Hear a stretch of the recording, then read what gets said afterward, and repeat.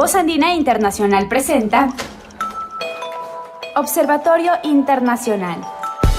Un observatorio para examinar los desafíos actuales de la humanidad y las tendencias globales de discusión y soluciones. Observatorio Internacional. Marco Romero, su anfitrión, entrevista a académicos de la región y el mundo sobre temas estructurales y de coyuntura. Bienvenidos.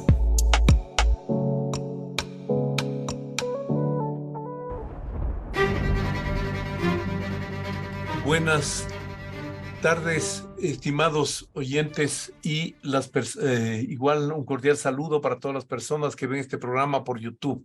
En esta oportunidad asistimos a una nueva emisión del programa Observatorio Internacional dentro de su radio Voz Andina Internacional. En esta oportunidad vamos a estudiar, a conversar con un académico argentino, el doctor Julio Sevares, quien es profesor de la Universidad de Buenos Aires y también profesor de la Universidad Nacional de La Plata. Es miembro del grupo de trabajo sobre China del Consejo Argentino para las Relaciones Internacionales, CARI, con quien vamos a analizar el tema ascenso de China y la confrontación hegemónica, dimensiones y efectos globales. Bien, vale la pena mencionar que don Julio Sevares ha publicado el año pasado un libro sobre el choque de gigantes, precisamente sobre esta temática. Es especialista en temas de relaciones internacionales y en particular en el tema de China, como acabamos de señalar. Bienvenido, muchas gracias por su amable cooperación. Gracias, Marco. La primera pregunta sería un poco, ¿cuándo arranca y cuáles son las razones de esta confrontación, de este choque entre gigantes? Bueno, hacemos un poco las etapas a muy grandes rasgos de la relación entre Estados Unidos y China o los países occidentales, el bloque occidental y China. Cuando China comenzó su apertura, su reforma de mercado en el año 78, esto fue muy bien recibido por los países occidentales porque primero China se alejaba del modelo socialista, comunista típico centralizado, y entraba en una etapa de introducción del capitalismo en su territorio, en su sociedad. Esto llegó a generar en Occidente que esta introducción del mercado, de las relaciones privadas, iba a provocar una modificación, una democratización del régimen chino, que a su vez iba a dejar de ser una amenaza estratégica, una potencia confrontativa socialista como había sido en mayor o menor medida hasta ese momento.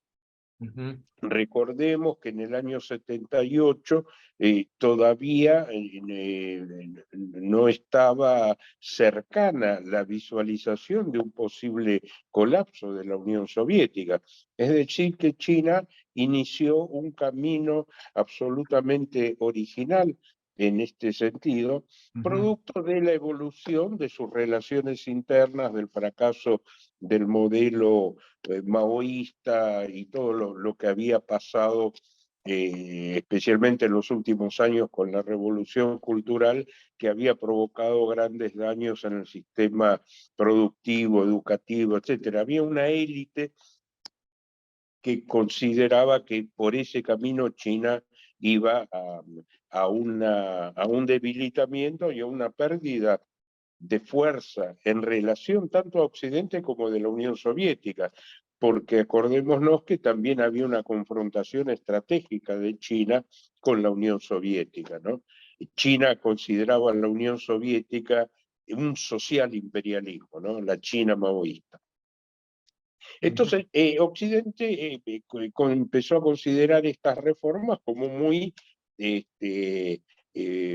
positivas desde el punto de vista político, estratégico y específicamente económico, porque China pasaban dos cosas. Una, abría su mercado para el ingreso de inversiones de empresas occidentales, que iban ahí a aprovechar la mano de obra china, las condiciones favorables, para producir, no tanto en una primera etapa, donde se crearon unas llamadas zonas especiales, donde había inversiones privadas para la exportación, pero bueno, las empresas contaban con unas condiciones, sobre todo laborales, muy favorables que les permitían competir en el mercado internacional.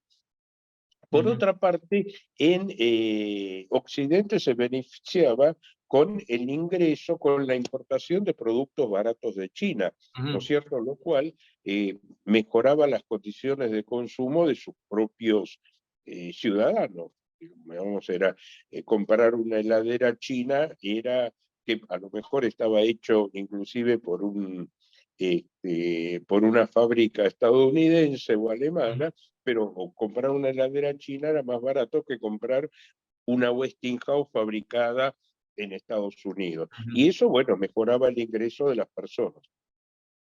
Entonces, durante mucho tiempo, el progreso chino fue visualizado como algo muy positivo, inclusive después, ya en el 2000, 1999, 2000, cuando China se incorpora a la Organización Mundial de Comercio, no me acuerdo en este momento 2002, el año. en el 2002. En el 2002. En el 2002 comienza, en el 2001 se hace la firma, por eso me acuerdo, porque pasaron los 15 años, en el 2016 hicimos un seminario en el instituto donde yo estoy, porque había un plazo de 15 años para que China cumpliera una serie de normas. Sí, en diciembre del 2016 hicimos eso. Bueno, entonces ya China se integraba perfectamente a todo el sistema multilateral, al sistema de mercado dominado por los países occidentales. Pero, ¿qué pasa? Poco a poco China comenzó a hacer lo que en términos latinoamericanos llamaríamos la sustitución de importaciones, en la cual China comenzó a fabricar sus propios productos que antes importaba de Occidente, tanto de consumo como para armar sus propias fábricas, ¿no es cierto?, para armar sus propios productos. Y además comenzó a hacer, esto ya desde el principio del modelo del 78, la sustitución de exportaciones. China dejó de exportar progresivamente los productos más basados en mano de obra barata e importación de materias primas del exterior, para comenzar a desarrollar sus propias fábricas, su propia tecnología, inclusive sus propias marcas, y comenzó a competir en el mercado internacional con productos de creciente valor agregado. Es decir, ya no eran los productos baratos de segunda categoría, sino cada vez productos de mayor categoría, de mayor componente tecnológico, y finalmente inclusive productos de bienes de capital muy desarrollados que China comenzó a producir a través de todo su sistema económico, que incluyó la asociación con empresas extranjeras que tenían que pasarle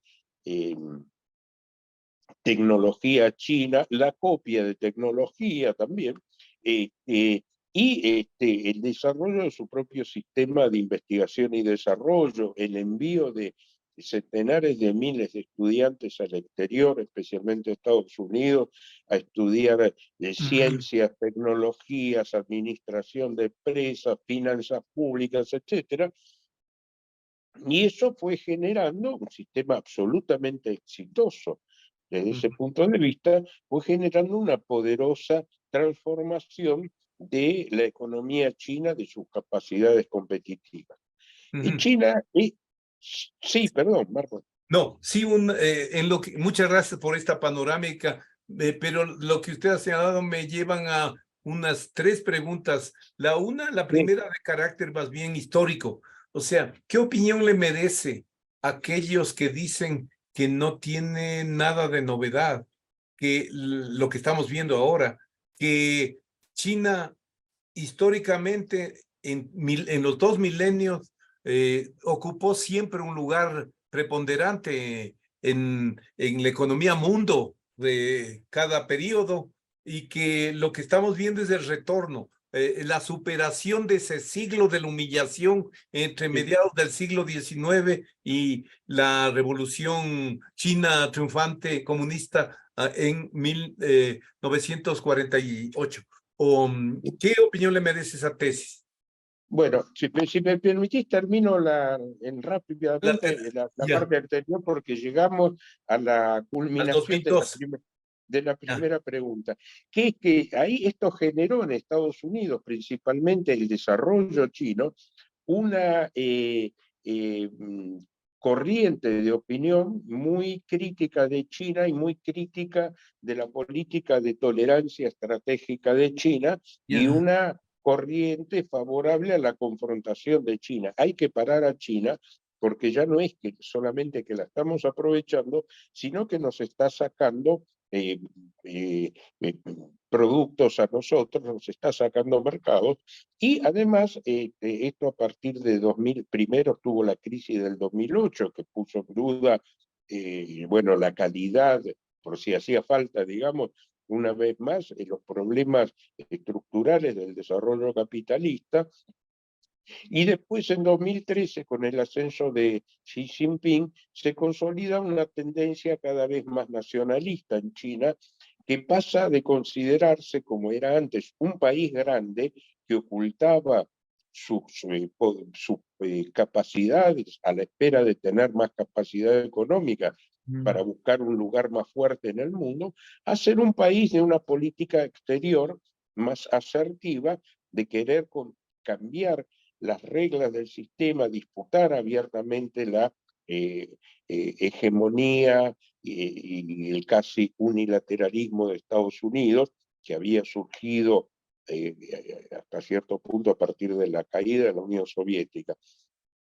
Y entonces esto explica el surgimiento de esta corriente que se materializa en la política de Donald Trump, que Ya. lanza una guerra comercial, una guerra tecnológica que es respondida por China, y ahí comienza abiertamente la confrontación comercial, la confrontación tecnológica, la confrontación estratégica, los movimientos de deslocalización de empresas, algunas de las cuales parcial o totalmente empiezan a buscar otros mercados para expandirse, porque ya estar en China solamente puede llegar a ser peligroso, puede ser que la empresa sea objeto de sanciones, y bueno, y se crea todo un nudo de problemas que son los problemas actuales de cómo convivir en un mundo que está poderosamente interrelacionado, interdependiente, y a su vez en ese contexto iniciar una política de confrontación. Para todos es muy difícil, ¿no es cierto? Porque muchas empresas necesitan invertir en China, muchas empresas chinas necesitan para seguir funcionando la tecnología de Estados Unidos, aunque China está en una carrera de promover su propia tecnología. Entonces, bueno, esas son los enredos de esta multipolaridad actual y de los acuerdos que se están haciendo entre Estados Unidos y China, y entre Estados Unidos y sus aliados y China, con toda la enorme dificultad que eso implica por estas redes de de interdependencia que hay tanto en el orden productivo como financiero entre todos los países. Es algo que yo me gusta denominar, ya desde un trabajito que hice hace unos pocos años, como una vulnerabilidad mutua asegurada. ¿Te acuerdas de la Claro. destrucción mutua asegurada de la Guerra Fría. Bueno, ahora no hay tanto una destrucción, por lo menos hasta ahora, no hay una confrontación nuclear en ciernes, pero sí hay una vulnerabilidad mutua asegurada. Nadie está, ni aun las grandes potencias, están exentas de los daños que puede provocar una afectación de las redes de producción, comercio, de intercambio tecnológico. Ese es el gran problema en la actualidad en este campo. Ahora, respecto de China y su pasado histórico, efectivamente China, y eso se ve en los testimonios, inclusive hay unos párrafos de Adam Smith, de Voltaire, China como la gran economía más importante, impresionante, los viajeros iban a China, pero lo que pasa que por su sistema político, China se quedó en un atraso tecnológico muy importante en relación al avance que hizo Europa a partir de los siglos XIV, XV, bueno, con el Renacimiento, y después a partir de la Revolución Industrial, ¿no es cierto? Fin del siglo XVIII, siglo XIX, revolución industrial, revolución tecnológica en todo el siglo XIX, la ingeniería, la siderurgia, toda una serie de industrias de nueva generación desarrolladas ya no solo por Inglaterra, sino por Alemania, por Estados Unidos, Francia, ¿no es cierto? Y hay China, que era una economía de enorme dimensión por la cantidad de gente que tenía y la cantidad de territorio, queda absolutamente atrasada, hasta el punto que efectivamente sufre la invasión de Estados Unidos, de Inglaterra primero y de Estados Unidos, y Francia después también, que se apropian o ocupan partes de su territorio en el sur, en Shanghái, Hong Kong, que es capturado por Gran Bretaña, le imponen tratados lesivos para China, el primero de ellos a partir de dos guerras del opio, 1830 y pico, 1854, 50 y pico, digo, para no equivocarme la fecha, donde Inglaterra le impone a China importar opio, que China no quería por el efecto nocivo que tenía en la población, pero Inglaterra quería que la India pudiera exportarle a China opio para obtener divisas, para después comprarle los productos a Inglaterra, porque era toda el primer, digamos, narcoestado, en algún sentido, Inglaterra, que hace todo un sistema para que la India pueda mejorar su sector externo para tener libras esterlinas para importar desde Gran Bretaña. Entonces, esto afecta mucho, pero esto aprovecha también parte de la burguesía costera de China, que también se desarrolla económicamente a partir de la presencia de las empresas imperialistas. Pero yo me gusta acertar esto porque es cierto lo de la agresión a China, pero fíjense, China era un país gigantesco con centenares de millones de personas y una flota que, por más grande que sea, era muy chica en relación a la cantidad de gente que tenía China y el ejército que podía rendir, logró hacer retroceder al imperio. Eso muestra el debilitamiento interno profundo del imperio, su incapacidad.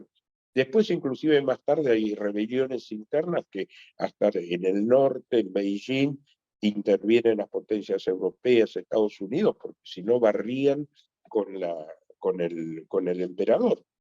Después también Japón invade toda la Manchuria, o sea, es decir, era un poder, y esto se nota específicamente en 1868, Japón hace su restauración Meiji, que incluye un programa de desarrollo, como diríamos ahora, institucional, de transformación, unificación nacional, que es un tremendo éxito, que le da un tremendo poder a Japón, que se transforma rápidamente en una potencia imperialista de su zona.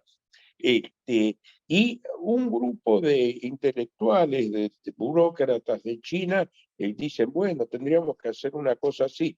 Pero la burocracia tradicional imperial china los radia, no pueden hacer nada, los saca de escena, y China permanece en ese sistema esclerótico atrasado que es penetrado desde el exterior por todos los poros. Y bueno, hasta que cae en 1912 con la República. Pero a partir de ahí también comienza toda una guerra interna entre el Partido Comunista, el Partido Nacionalista, Chiang Kai-shek, de ellos, entre ellos y de ellos dos contra los japoneses, que dura hasta la derrota japonesa en 1945-46. Entonces, es todo un periodo donde es imposible pensar en una organización nacional, en un programa de crecimiento, etcétera, de modernización, etcétera. Por eso, bueno, todo esto culmina con la Revolución Popular en 1949, y ahí sí se produce ya una estabilización, bueno, pero esa es otra historia. Pero no, digo, no es solamente el tema de la invasión imperialista, sino que China, a pesar de toda su magnitud cuantitativa, estaba atrasado tecnológicamente y no estaba en condiciones como para hacer un desarrollo moderno adecuado a las nuevas condiciones del capitalismo mundial. Entonces, digo, porque eso de recuperar el pasado, no, también es cierto, la vergüenza, la opresión, la humillación, bla, bla, pero también era que el sistema, tenemos que tener claro que el sistema imperial chino ya no daba desde el punto de vista del desarrollo de sus fuerzas productivas, de su capacidad organizativa, no daba para progresar en el mundo capitalista de ese momento, y más en el contexto de una extensión, expansión imperialista fenomenal. Pensemos, digo, hasta un pequeño país como Portugal tuvo una colonia, Claro. la colonia de Macao, pegada a Hong Kong, hasta que fue también entregada, se venció el periodo del acuerdo, entre comillas, y Gran Bretaña se fue de Hong Kong y Portugal no sé si quería quedarse o no, pero no tenía muchas alternativas, no tenía otra alternativa que irse. Bien. Muchas gracias por esos datos. Una segunda cuestión, ¿qué opinión te merece el tema ese? Que yo tuve la suerte de estar en China en el 2002, en un curso que era sobre el modelo de desarrollo económico chino. Y ahí nos planteaba, esto estaba muy vigente todavía, esto del socialismo al estilo chino. Sí. ¿Te parece que eso sigue estando vigente o ya se lo superó y pasamos a un nacionalismo radical nada más?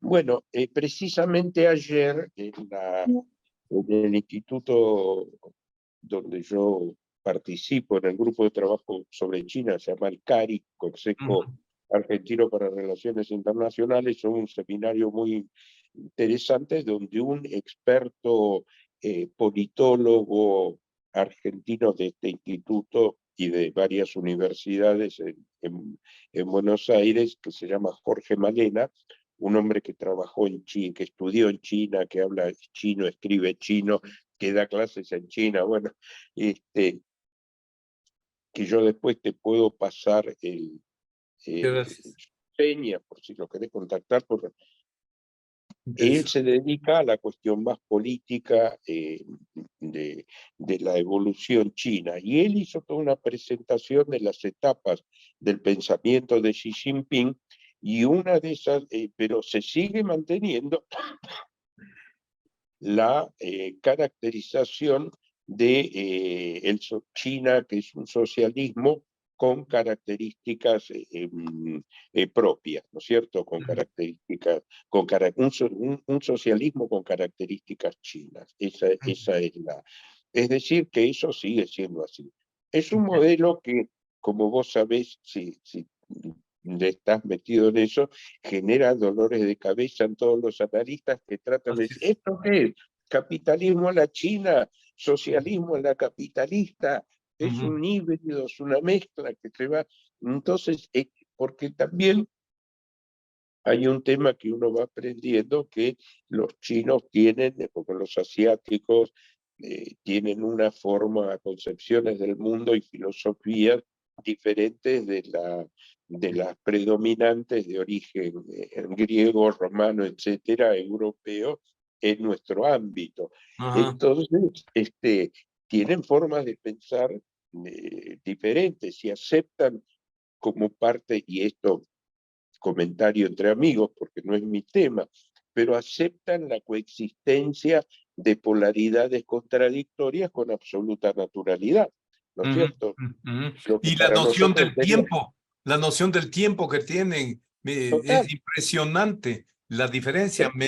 Siempre me recuerdo una anécdota que alguien contaba de que le entrevistaban a Deng Xiaoping en ese entonces y le preguntaron cuál consideraba que eran los impactos de la Revolución Francesa sobre el mundo. Y él decía, es demasiado pronto todavía para Para tener opinar. una idea precisa de esos impactos.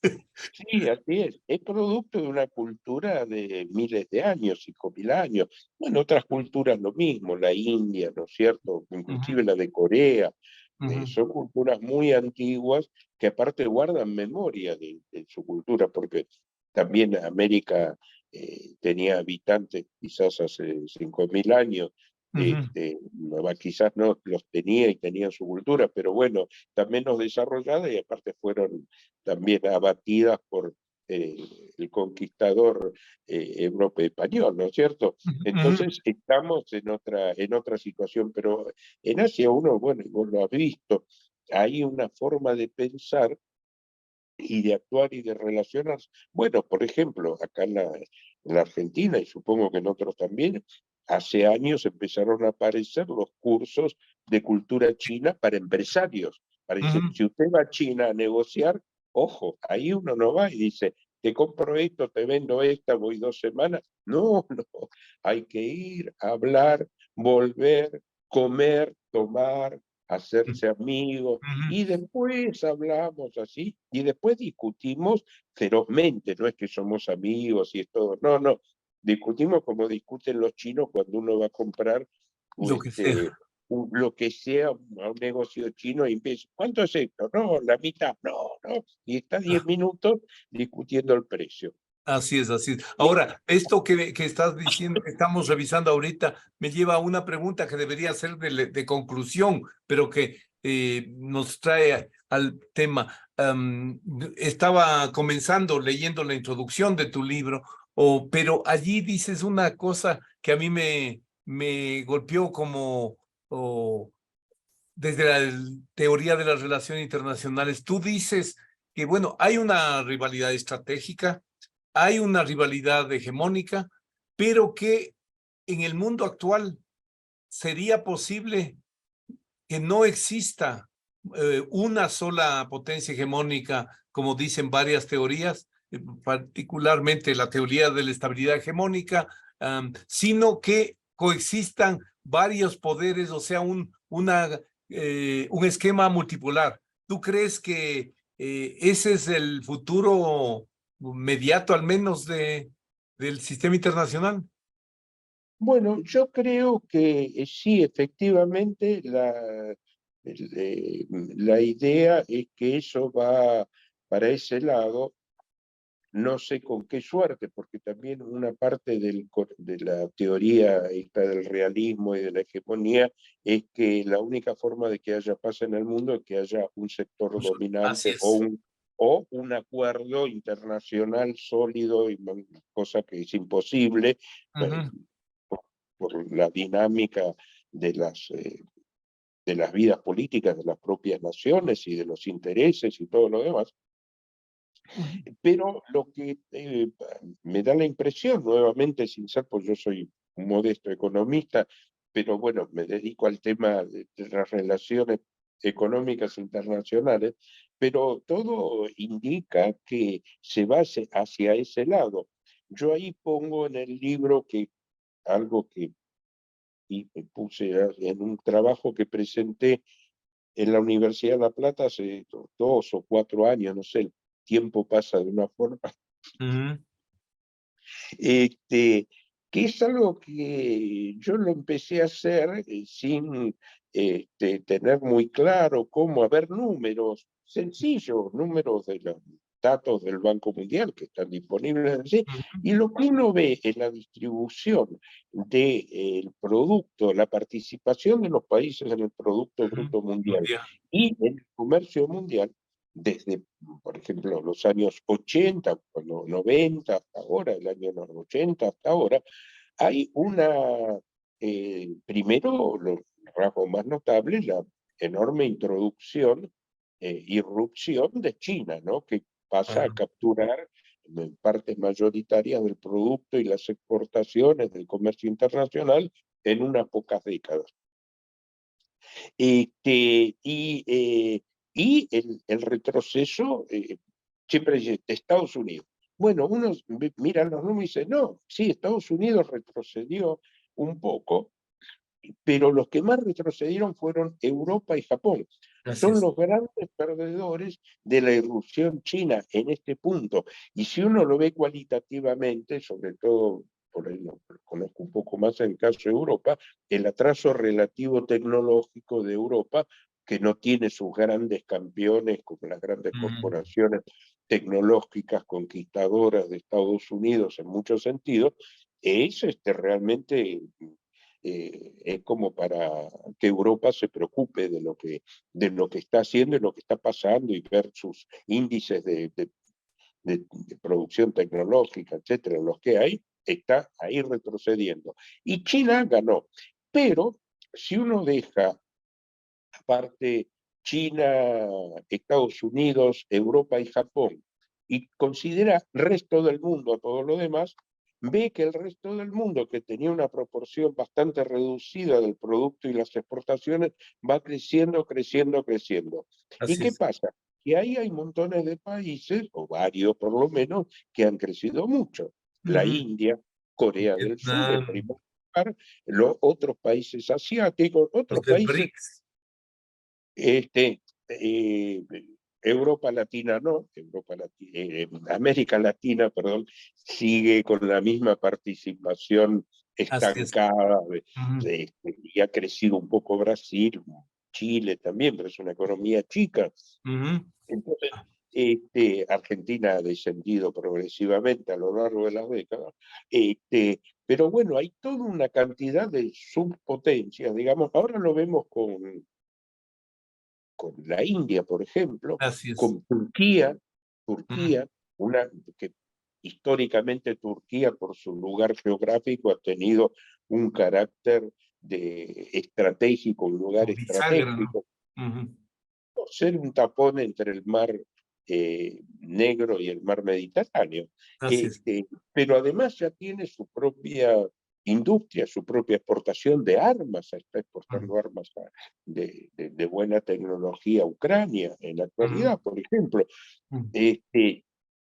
Entonces, bueno, están todas esas subpotencias muy grandes, que inclusive en el caso de la tecnología, como en la tecnología hasta una pequeña empresa, un pequeño país puede tener un rol relevante, también juegan. Por ejemplo, uno ve toda la confrontación tecnológica, ahora hay una empresa holandesa o de los Países Bajos que produce las máquinas para imprimir chips, los más importantes del mundo, y sin ellos es imposible fabricar los chips. Y son una empresa que uno puede decir, no una pyme, pero sí es una empresa de alta tecnología que está a la cabeza de todo el mundo en ese mercado. Y hay toda una discusión sobre si sigue colaborando con China o no, le sigue vendiendo a China, no le sigue vendiendo, porque es una cosa decisiva. Entonces hay a mi juicio, una diversificación del poder económico. Ya, ya, Esto ya. es lo que... Ya, listo. Pues, en tu libro o tú estableces 2 o 3 líneas que me parece que son importantísimas y nos llevan a temas que son cruciales por lo que está pasando hoy día, que imposible que los abordemos ahora, por eso quedémonos en una revisión general. El uno es el tema de las cadenas globales de valor y su redespliegue posguerra. El otro es el tema monetario y financiero, el crédito, el yuan, la internacionalización del renminbi, la sustitución del dólar, los problemas de los mercados financieros chinos, de China básicamente, que esos son muy, muy grandes. Pero ahora para quedarnos en una revisión más general, o sea, ¿cómo ves tú o es sostenible ese rol que ha jugado China, sobre todo en los últimos 4 o 5 años, del gran defensor de la globalización basada en normas, sobre todo en el foro de Davos y en otras instancias internacionales, que resulta curioso porque, o sea, asumió la posición que hasta antes de la crisis del 2008 la tenía Estados Unidos, como adalid de la globalización. Entonces, pensando un poco en eso, en por dónde va a ir el futuro de la globalización, que ese es otro gran tema,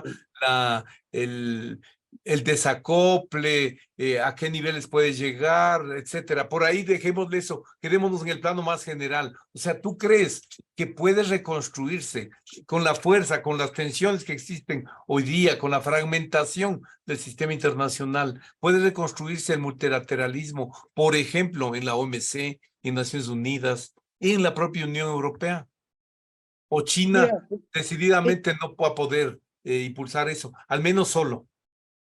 no, yo creo, y esta es obviamente una opinión, Así porque es. como siempre decimos, el futuro todavía no existe, yo no estuve en el futuro, no sé qué va a pasar, no sé Así qué va a es. pasar en el futuro, pero lo que se observa es que hay, sí, efectivamente una tendencia de muchas empresas a irse de China por temor, por esto especialmente, ahora a partir de la guerra de Ucrania, porque temen ser alcanzadas Por por las sanciones sanciones. de Estados Unidos y China avanza en su apoyo a Rusia, etcétera.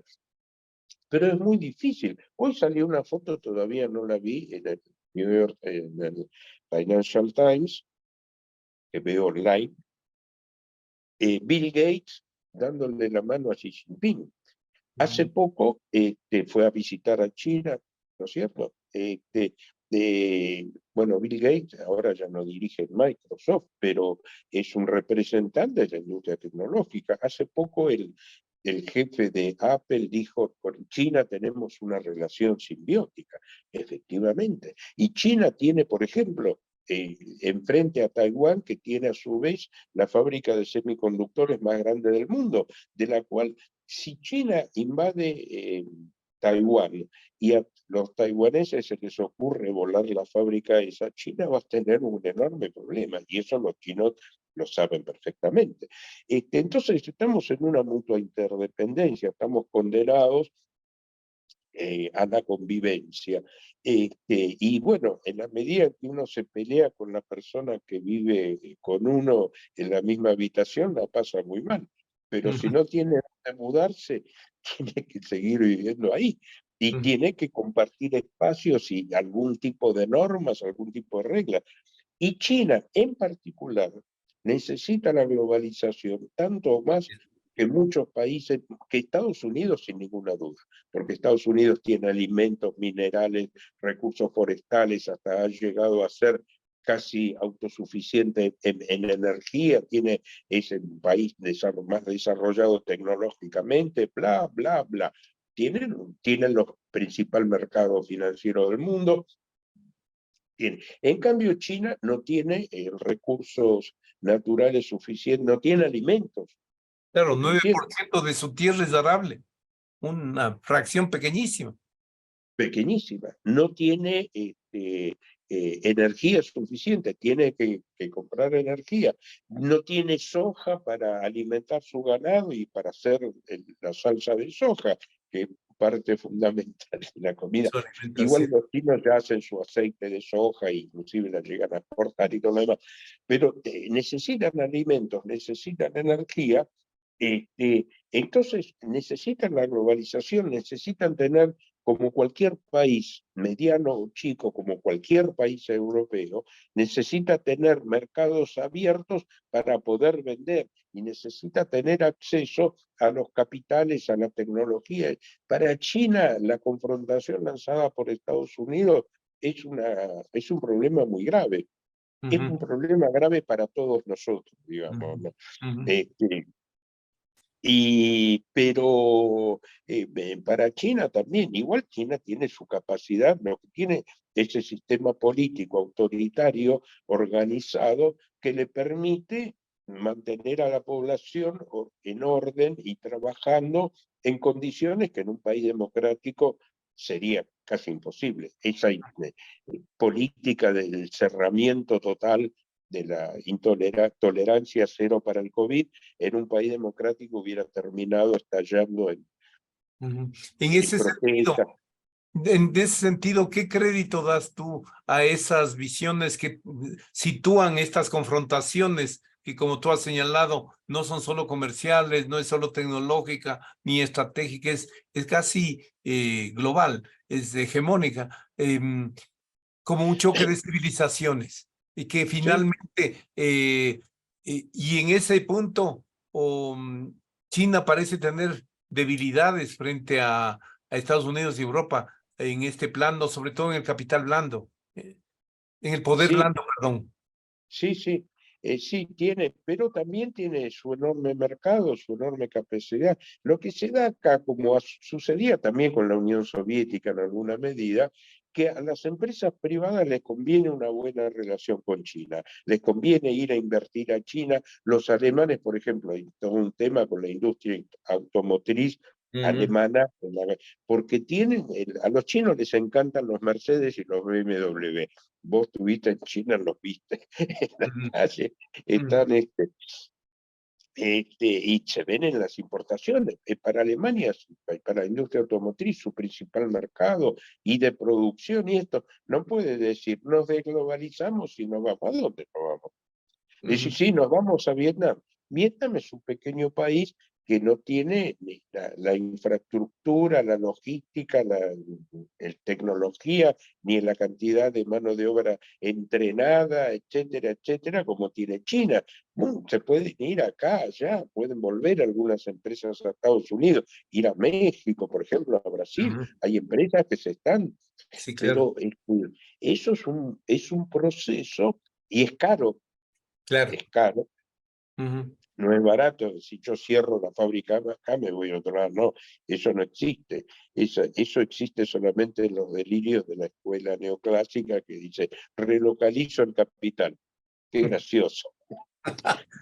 Pero en ese sentido, tú no ves una desglobalización en curso, sino más bien unos cambios en las formas de la globalización hacia una globalización pues, quizás un poco regionalizada, o ¿cómo ves Y tú? hay una tendencia a la regionalización y una tendencia a un creciente nivel de conflictos comercial, productivo, de restricciones, de empresas que van a tener problemas, de empresas que toman decisiones no ya por la tasa de ganancia, sino por cálculos políticos estratégicos. Y entonces eso, bueno, reduce por ahí la tasa general de inversión de las empresas en general en el mundo, que por ahí eso conduce a una economía de un menor crecimiento que afecta a todo el mundo. Así es. Este, pero, por ejemplo, China necesita venderlo al mundo, entonces no puede encerrarse en sí misma, y ningún país puede encerrarse en sí mismo y no depender de lo que le compra uno u otro de los capitales. China, aparte hay un movimiento particular, porque en general lo que aparece más en así lo que se comenta y aparece en las noticias que comenta la gente, porque lo más concreto y lo más importante es la cosa comercial, ¿no? Así Después es. también la tecnología aparece. Pero, por ejemplo, en la cuestión financiera, China sigue desarrollando una política de una apertura limitada de su Así mercado es. financiero y de promover el ingreso de empresas financieras en el exterior para invertir en China, para emitir deuda en China, para prestarle a las empresas chinas, etcétera, que es parte aparte de su política también de internacionalización del renminbi y de integrarse en el circuito financiero internacional. Y lo tienen que hacer, porque eso necesita capital, no solo el que produce propio, por superávit comercial, por la atracción de capital productivo, sino también necesita ampliar sus capacidades de financiamiento. Entonces por un lado nosotros estamos hablando de esto, pero si uno lee las noticias financieras, ve que las empresas, hay un montón de empresas de Estados Unidos grandes que están invirtiendo en China porque a través de permisos que le permiten, esto es un sistema bastante complicado, que los mencionan, autorización como inversores institucionales, externos, extranjeros o local, etcétera. Bueno, todo. Si alguno quiere, está en el libro, hay alguna explicación y una cita, un artículo mío donde me tomé el aburrido trabajo de recopilar las normas a partir del 2013, más o menos, que empezó esa gran apertura. En realidad empezó ya con la incorporación a la OMC, ¿no es cierto? Pero bueno, es toda una cosa que sigue y que va y viene. Ahora hay empresas que tienen miedo y ya no están invirtiendo tanto, pero se está desarrollando la cosa financiera, la interdependencia financiera. Ahora, ¿tú piensas entonces que China va a mantener siempre una política muy cauta en la desdolarización de sus reservas? Porque son las más grandes del mundo y están en gran medida en dólares. Y esa es al mismo tiempo un arma y una debilidad. Bueno, esa es una de las grandes paradojas que tiene China. Yo estoy escribiendo de eso, precisamente, mi segundo artículo sobre la internacionalización del renminbi, que uno lo escribí hace unos pocos años, ahora estoy terminando otro más, que es una actualización. Y esa es la paradoja. China quiere desplazar al dólar y tiene grandes reservas en dólares, pero China necesita tener dólares primero para intervenir en el mercado de cambios, comprar, vender, para proveer a sus empresas que tienen que importar en dólares. Los principales socios comerciales de China son Estados Unidos, Europa, Japón, y comercian en dólares, o en euros en todo caso. Entonces necesita dólares. Y aparte está esto, que tiene dólares. No quiero tener dólares, voy a qué sé yo, pero ¿con qué lo va a reemplazar? Con euros. Tiene que tener sus reservas con metal, puede ser oro, pero las reservas, la cantidad de oro existente, si China empieza a comprar oro, sube un montón. Y si empieza a vender dólares, ¿qué pasa? Y se desvaloriza su propia. Es un efecto típico de crisis financiera, ¿no? La crisis financiera, un banco no tiene liquidez, para hacerse de liquidez, vende sus activos financieros, y como es un banco importante, la cotización de los activos financieros en el mercado cae, entonces cada vez tiene que vender más para obtener menos plata, hasta que tiene que pedirle a la Reserva Federal que lo salve, porque si no se va al tacho. Eso es así, no es ningún mecanismo muy sofisticado siquiera. Entonces China necesita los dólares, como cualquier otro país. El único que no está en una situación especial, el privilegio exorbitante, como se lo ha llamado, es Estados Unidos.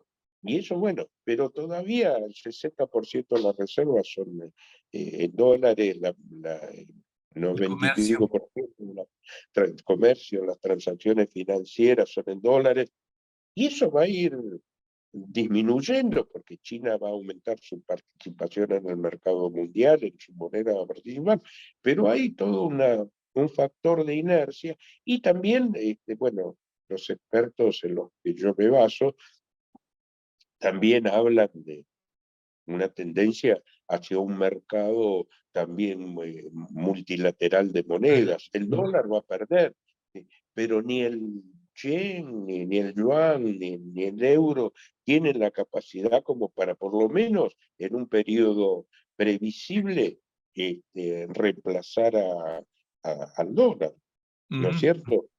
Así es. Este, Ahora, efectivamente, para ir terminando ya, no podemos hacer sino escenarios de futuro, pero entonces tú verías probable la confrontación. La primera cosa, ¿tú crees que incide en esta confrontación China-Estados Unidos, Estados Unidos-China más bien, el cambio de presidente del Partido Demócrata o del Republicano, o es indiferente? ¿Es un objetivo nacional estratégico de Estados Bueno, Unidos? en Estados Unidos primero parecía que era una locura o una manía de Trump, de Donald Trump y su equipo estaba rodeado de gente muy halcones antichinos, pero cuando vino Biden, como lo quieras llamar, esa política se convirtió en política de Estado de Estados Unidos. Sí, yo cito algunos documentos de Estados Unidos, Departamento de Estado, cosas en el libro que te muestran eso. China como un rival estratégico, el peligro chino, ¿no es cierto? Ya con los demócratas. Así que eso está ahí para quedarse, me parece. Se irá aflojando, será negociando, pero bueno, hasta ahora no hubo una negociación de alto nivel Ujú. entre los dos gobiernos, y la irrupción de Rusia en Ucrania y el apoyo chino a Rusia ya complica las cosas mucho más. Hay que esperar a ver qué pasa con eso. Ya. Ahora, ¿tú crees que en ese sentido, en los próximos años, meses, hay posibilidades de una confrontación abierta por Taiwán, al igual que la que estamos viendo en Ucrania? Ah, no lo sé, eso sí que no lo sé.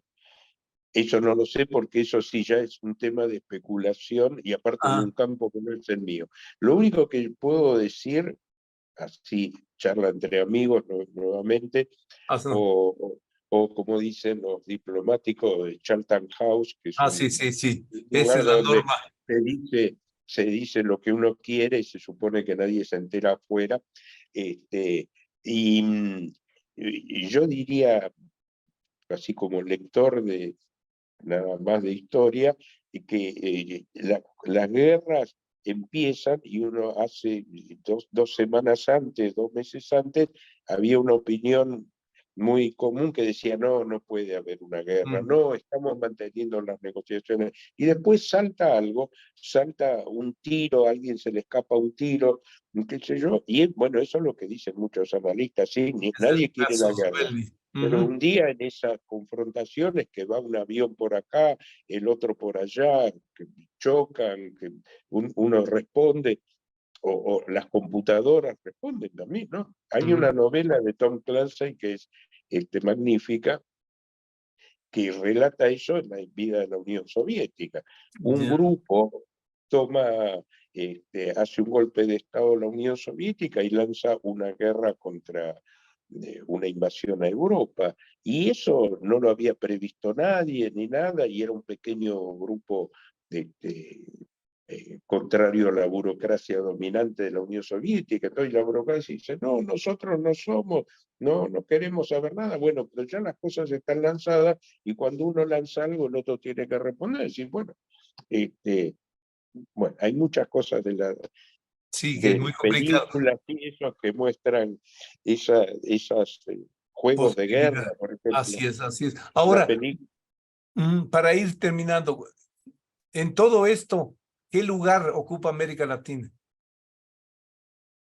Bueno, esta es mi conclusión, que haciendo este libro me di cuenta de una cosa, que es las carreras tecnológicas implican que las potencias de mayor capacidad tecnológica se lanzan a programas de desarrollo tecnológico. De hecho, China en los últimos años aumentó su inversión de investigación y desarrollo, y bueno, Estados Unidos lanzó una serie de programas para ayudar a empresas a desarrollar la tecnología. China está haciendo lo propio, tiene ejércitos trabajando en inteligencia artificial o computación cuántica, misiles hipersónicos, todas las cosas que uno se puede imaginar. En este contexto, los países como América Latina, los de América Latina, que tienen poco esfuerzo tecnológico, pocas empresas de primer nivel tecnológico, que son absolutamente dependientes de tecnologías importadas, y tienen un problema grave, porque es si de pronto estamos corriendo una carrera y la estamos perdiendo, y los que van primero deciden tomarse unos anabólicos o anfetaminas y aumentan la Sí, para. velocidad, y bueno, si yo no me tomo las anfetaminas, me voy a quedar mucho más atrás. Y esto es algo que no es un invento mío, lo advierten, ahí cito documentos de Naciones Unidas, de la UNESCO, etcétera.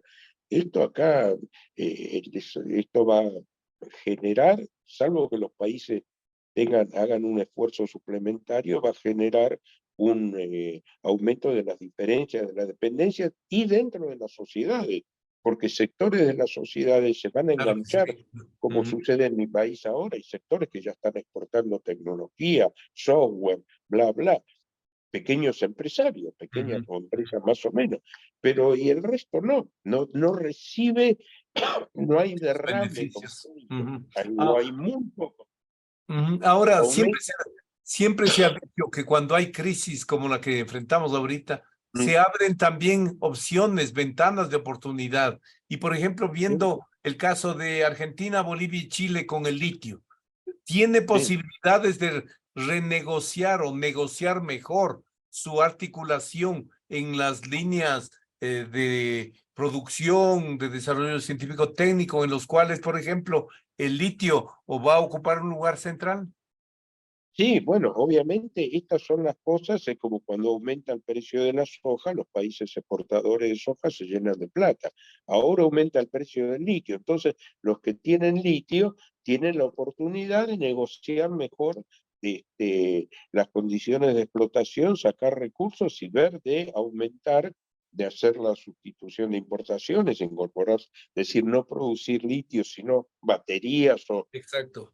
o Pero algo así. ¿crees que un modelo como el que aplicó China, que como tú lo señalaste muy bien, negoció con las transnacionales que iban a aprovecharse de su mercado, pero Pero trasladándole, exigiéndoles que trasladen tecnología, que contraten mano de obra, que generen capacidad también en el país?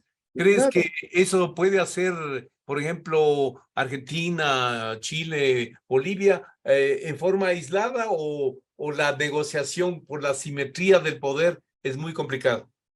Y bueno, el tema no es solamente la simetría del poder, que sí, y efectivamente es muy complicada, sino que para absorber tecnología, si yo robo tecnología, Capacidades. tengo que tener la capacidad de aplicarla. Porque, por ejemplo, a mí me das la tecnología de un torno de funcionamiento computación y yo no sé qué hacer con eso. Si soy un taller metalúrgico así nomás, no sé qué hacer con eso. Tengo que tener una tecnología, o si viene un ingeniero de qué sé yo, que me dice, a ver, pero si no tengo la capacidad, el financiamiento, etcétera, ¿no? Eso es un gran tema también. Este, es todo un tema complejo que hay que verlo por sector, pero efectivamente, hay la oportunidad de ahí de sacar una rentabilidad que tampoco es solución a todos los problemas del Ah, mundo, no, claro, claro. porque salvo que fuera una, qué sé yo, ahora es que Guayana, que descubrió Surinam, que descubrió petróleo, bueno, ese país con dos pozos de petróleo se llena de plata, y si hace una buena política, como en Arabia Saudita, reparte entre los ciudadanos, todo el mundo vive bien por un tiempo, porque Ajá. también es el tiempo. Ah, Ahora no. ya hay unas tecnologías que algunos dicen, dentro de pocos años el litio va a ser reemplazado por otro tipo de batería Mm. más barata, menos contaminante, menos Hidrógeno, complicada. nitrógeno, sí. Sí, es verdad. Exactamente. Hay un Es que montón de estamos cosas. en medio de una transición energética todavía en marcha y bien confusa. Bueno, pero mira, te digo una cosa que está ahí, de rápido acceso, datos del Banco Mundial. La inversión, que es una parte de lo que es el desarrollo tecnológico, pero es una parte importante, una base importante, el gasto en investigación y Ah, no. desarrollo de Corea del Sur y de Israel es el 5 o 6% de PBI, de Estados Unidos 2,5%, de China 2%, de qué sé yo, de América Latina 1 y pico%. Máximo, menos del 1 en la mayoría de países, creo. Bueno, No, sí, en sí. Argentina en la actualidad es el 0,5%, Ujú. por sus problemas fiscales, todo. Así que, bueno, estamos mal. Ahora, con esta finalizamos. Ante ese desafío que plantea China y esta polarización que se evidencia en el mundo, ¿cómo evitar que se nos coloque, se nos obligue a tomar partido entre China o Estados Unidos, entre la 5G, la tecnología 5G liderada por Estados Unidos, Europa o por los chinos? ¿Cómo podríamos enfrentar y evitar esa decisión, esa ah, eh, elección que podría tener consecuencias graves, ¿no? Bueno, ese es uno de los graves problemas. En mi país, en Argentina, estamos en el medio de eso por una serie de factores internos, de dependencia de financiamiento, problemas, etcétera. Y bueno, son opciones malditas que a veces uno no puede evitar y Eludirlas. tiene que optar por una o darle uno a uno, otra a otro, ver eso de, bueno, los dirigentes, las cancillerías tendrán que ver cómo van haciendo equilibrios en el medio del precipicio. Mira, Chile tiene un tratado de libre comercio con China y uno con Estados Unidos, y Así tiene es. litio que lo exportan, lo explotan empresas chinas, empresas occidentales, y va haciendo equilibrios. Un país chico que va, y a lo mejor en algún momento alguien le pone un revólver en la cabeza y le dice, no, vos haces esto o te saco tal cosa. Claro. Y bueno, esa es la dependencia, esa es la vulnerabilidad del país chico. Mira, una última cosa, hablamos de China, China, China. Desde la restauración Meiji-japonesa del siglo XIX hasta el inicio del programa chino, hubo Japón, Corea del Sur, Taiwán, Igual. Hong Kong, Singapur, que hicieron enormes transformaciones tecnológicas, Así es. enormes procesos de modernización. China toma eso, lo que pasa es que en una escala gigantesca, Venga. con una cantidad de gente, una cantidad de territorio enorme, entonces hay. Pero el ascenso a la modernidad de Japón y de Corea del Sur, yo empecé estudiando la cosa asiática con Corea del Sur. En el año 61 era un pobre país, Claro. asediado por ocupado por el otro. ¡Pum! Después era Hyundai, Samsung. Samsung. Los chinos.